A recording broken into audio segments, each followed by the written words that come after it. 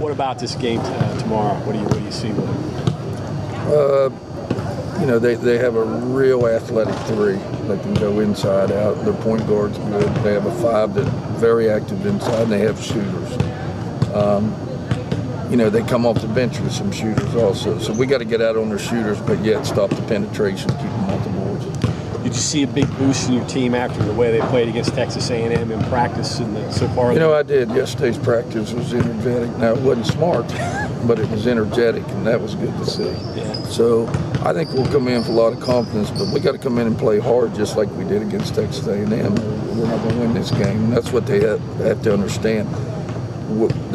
It's a fine line winning and losing, and we don't have a lot of wiggle room. You get a couple people in foul trouble, you get somebody hurt or whatever happens, and then all of a sudden you're not where you need to be. So we just got to continue to work hard, continue to stay focused. That first 5, at least watching on TV, they look pretty well-willed. You got to, I mean, they look good. Are you getting closer with some of those people on the bench where you can sprinkle them in a little bit more? I am with Ashley. I feel comfortable because Shania loves moving to the 2, and she's very comfortable with the 2, and Ashley's a true point guard. So we feel comfortable there. And then, you know, after I think it's 2 or 3 more games, we get Teresa back, and we want to sprinkle her in there too, and be able to put Tiana to her normal position at the 4. So I see down the road, as far as Tynese, we still don't have a timetable or nothing on that. So you've got a little more flexibility at guard. You're going to get a little more flexibility at 5. Right. And I guess those 3 bigs can rotate there at the wing so you can cover yourself. Absolutely, there. Absolutely. And we'll be a little bit deeper in the post. And then, you know, on the wing, we're still where we're at. You know, with Tiny still out, and still Angel Martin's out for the year, and that, so we're still thin there. But it makes it nice when you bring Ashley in and put Shania at the 2. Tiana was telling me that, speaking of Teresa, that she does play hard. Yes. And so can you keep doing what you're doing when you put her in there, the way you get up down the floor and run your offense? Oh, she definitely plays hard. She runs the floor very well. Now, she don't know the plays yet. She don't know our defense yet. And, you know, so is it going to be really smooth transition? I don't know. But she gives us size, something that we can't teach is size, and she gives us that size in there. Can she switch? Can you switch out on her and go with, can she play a 3 or a 2? No. And we don't switch with our 5 anyway. Okay. So she'll definitely just be playing the 5 position. Okay. Yeah. Coach, do you have to, and it seems kind of weird to ask this question, but do you have to explain to your players the rivalry with Pitt? John and I were just talking about it. They don't have a clue. I try to explain it to them as soon as the Texas A&M game was over. Now we're getting ready for Pitt, and for you that don't understand the rival and what's involved with Pitt, and they're just looking at me like I'm crazy. Right. I mean, they don't have any idea. So, you know, I don't think I can go that route with them. I got to go, hey, we need to win this game.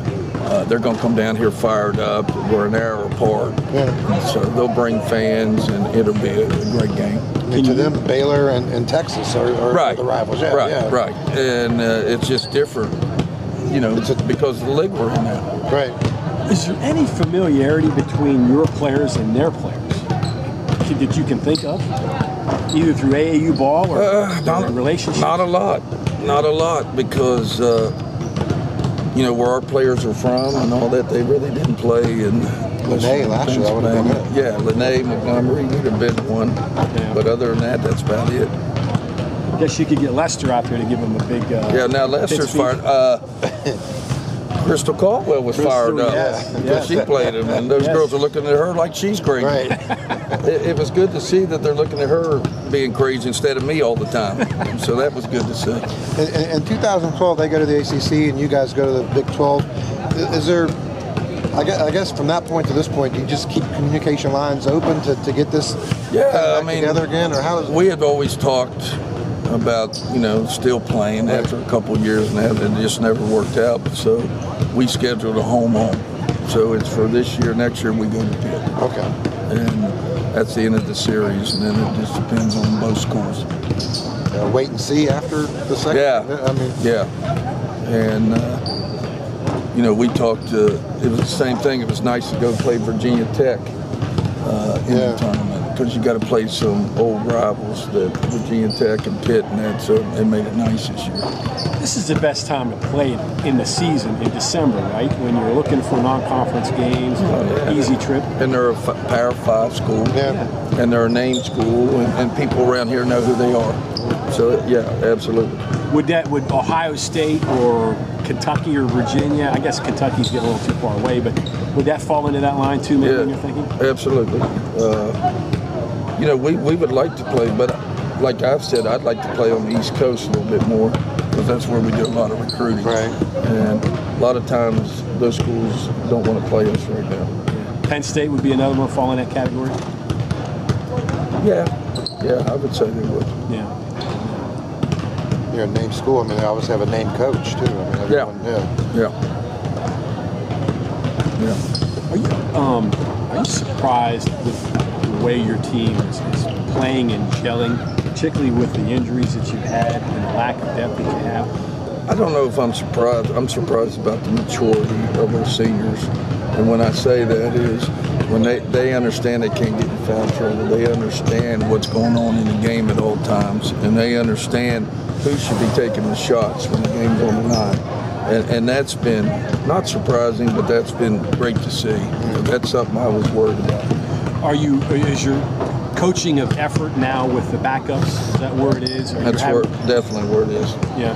Definitely where it is. And, they got to continue to understand the pace. And we had a player come off the bench the other day against Texas A&M. They didn't block out on the foul line. And I didn't have to say a word. Man, our veterans were right on her, down there how important it was to block out in a game like that. So it's great. We've had great leadership, and our seniors especially have done a great job. Yeah. I know Muldrow was telling me that when she first got here, she had to learn how to play your way. And eventually she just said, well, I'm going to play his way because he's not changing. And now, and I think her scoring, at least from her, is lost because you're not yanking her out of the game anymore, and she's playing longer because she's not getting beat on defense. True.